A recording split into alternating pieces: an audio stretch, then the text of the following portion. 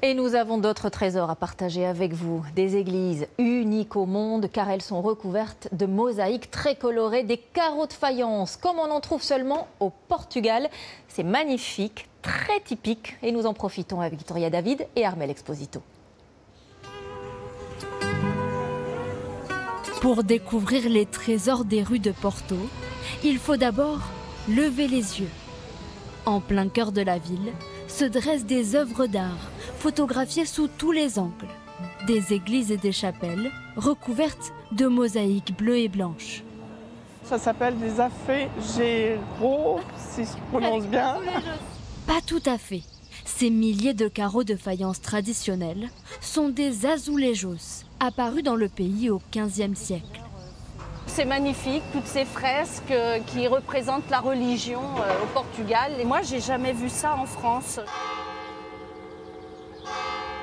À une quarantaine de kilomètres de là, se cache un autre bijou, comme posé au milieu des champs. La seule église du Portugal, aux azulejos multicolores. Sur toute la façade, un gigantesque tableau baroque qui continue à l'intérieur du monument. Tout ça, ça raconte une histoire. Oui. Ces scènes religieuses émerveillent ce visiteur passionné d'azulejos. Ça a été peint à la main, non? On voit clairement les traits de pinceau. Réalisée en 1960, la mosaïque de l'église est rapidement devenue l'une des plus connues du pays. Pour avoir visité beaucoup d'églises avec des azulejos, je dois dire que c'est un travail artistique absolument fantastique.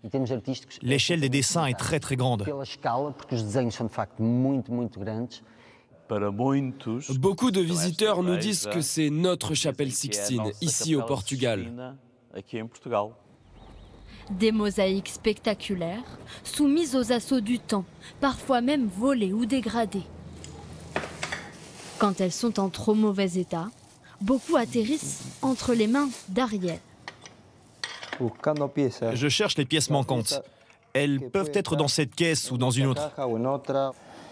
Patiemment, ce chirurgien des azulejos reconstitue chaque carreau. Ah, j'ai trouvé. Elles s'assemblent parfaitement. Je dis toujours que c'est comme faire un puzzle. Il faut constamment trouver les pièces qui manquent. Et le casse-tête ne s'arrête pas là. Fais plutôt comme ça. Pour ressusciter cette faïence du XVIIe siècle, Anna Isabel doit retrouver les couleurs et les motifs utilisés il y a 400 ans. Un peu de bleu marine. Et voilà. Je sais que le tronc va d'ici à là, donc je peux à peu près deviner les contours de l'arbre. Nous travaillons dans l'ombre, mais le résultat est visible par tout le monde. Ces habitantes de la ville de Guimarães en savent quelque chose. Bonjour, tout va bien? Longtemps abandonnée, la chapelle de leur quartier reprend enfin des couleurs, après 7 ans de travail. Tu as réussi à faire une vraie merveille. C'est la dernière étape. Après la 3e couche de vernis, les azulejos seront terminés. Il faut beaucoup de patience pour faire ça. Oui, beaucoup. Les travaux ont coûté 700 000 €.